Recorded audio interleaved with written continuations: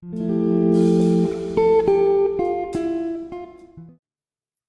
Ginoo maanaa kaninyo. Manaa usab kanimo. Pagbasa gikan sa santos nga ebanghelyo sumala ni San Mateo. Himayaon ikaw o Ginoo.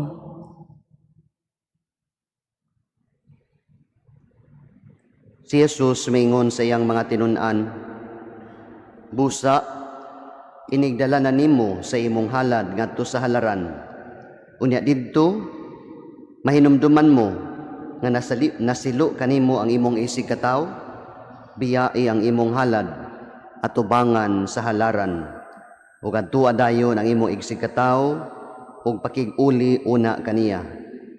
Unya balik sa halaran ug ihalad ang imong halad sa Dios." Nga igsuon ang ebanghelyo sa atong Ginoo.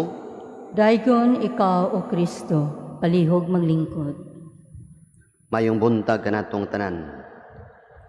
Karong adlaw, November 18, usa sa atong mga kasaulugan atong gihandom ang dedication of our cathedral, Cebu Metropolitan Cathedral dinhi sa Cebu. Mao kini ang official church of our Archbishop. Karong adlaw, mag-ampo kita alang sa atong diocese, labi na sa atong pagpangandam for the forthcoming 500 years sa atong pagtuo. Reminder usab kini nato of our duty to pray for our leaders. Kang Archbishop Palma, ato siyang iampo nga tagaan siya wisdom o guidance aron maka-guide yun siya kanato.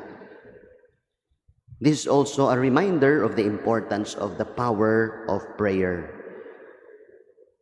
Kayang cathedral sama sa simbahan dinhipod sa atong parokya, mao ni ang atong halaran, mao ni ang lugar kung asa nato mahalad ang atong mga intentions ngadto sa Dios. Makigtagbo kita sa Dios. Nakoy nabasa sa internet usa ka experience of the power of prayer. Kaniadtong 2017, experience kini ni Brenda. Na kini si Brenda, she went rock climbing. Kuyog ang iyang amiga. And it was her first time. Og didto na sila, no, they were halfway climbing through a granite cliff. Tunga-tunga na sila. Yan ipahuway siya. Ug unsa may nahitabo siyang pagpahuway, ang pisi nga iyang gigunitan ni snap bitaw na og naigo ang iyang mata. Unya naaman siya contact lens. Pagkaigo sa pisi sa iyang mata, nahulog ang iyang contact lens. Dako kay problema kay ngano man di na siya makaklaro. Her eyesight was now blurry. And instead of panicking, she started to pray, asking God to find her contact lens. Ang iyang prayer, ingon ani, "Lord, you can see through all these mountains. You know every stone and every leaf in this place. Please help me. God, find my contact lens." Kay imagine na tunga-tunga na gud siya sa bukid. Nya nagbitay gud sila. And she was 100 feet below the bottom. And miraculously, after her prayers, napoy ubang mga climbers, niabot po dito sa ilang lugar, kung asa sila nagpahuway. And somebody said, "Who lost a contact lens?" Ug nipresentar dayon siya. But the most amazing thing, how it was found, mga igsoon. Matud pa natong tao nga nakakita sa contact lens. Nakakita siya og usa ka hulmigas. Naglakaw siya on a twig, niya naglukdo, nagbitbit siya sa contact lens. Mao na nga iyang nakit-an dayon kay bantang man kayo, klaro kayo. Brothers and sisters, prayer is really powerful.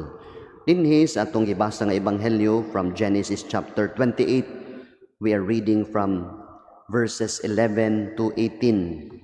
Dinhi gisaysay ang damgo ni Jacob.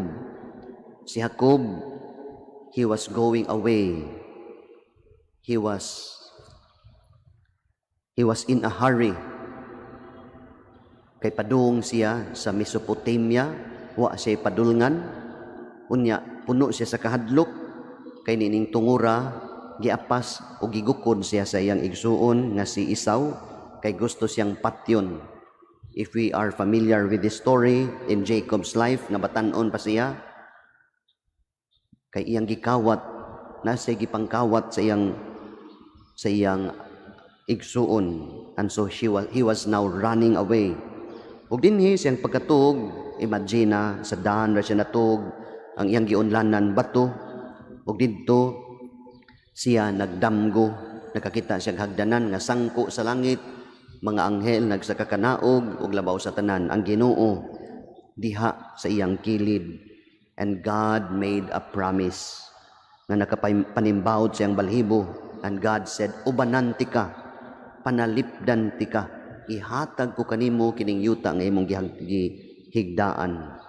And Jacob woke up, he was full of amazement. Nakaingon siya, God is here.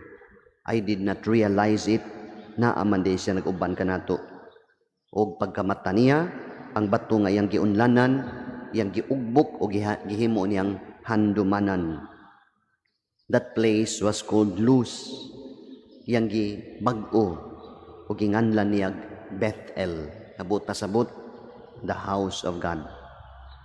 Mga igsuon, prayer is really powerful. If you continue reading this, after several years, mubalik si Jacob didto sa Bethel ug maghimo siya halaran didto to honor God, to praise God.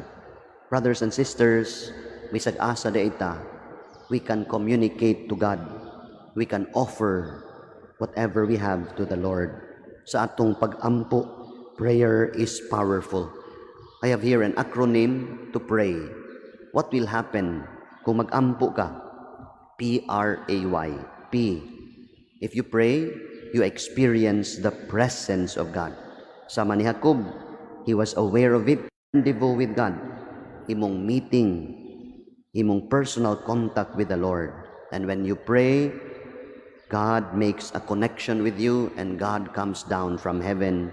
He connects with us in any manner, in any language. Naa siya. And A, you absorb His power, you absorb His grace. That is the purpose of prayer. You draw strength from God. You draw your energy from the Lord.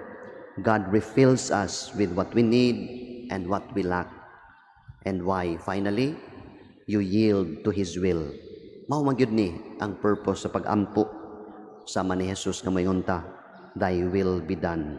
Whatever is your circumstance, whatever happens to you, God invites you to yield to His will. Pray, brothers and sisters. Today, sa atong paghandom, sa paghalad, the dedication of our cathedral, we pray for our Archbishop, we pray for our diocese, and we pray for all of us. And this invites us to pray,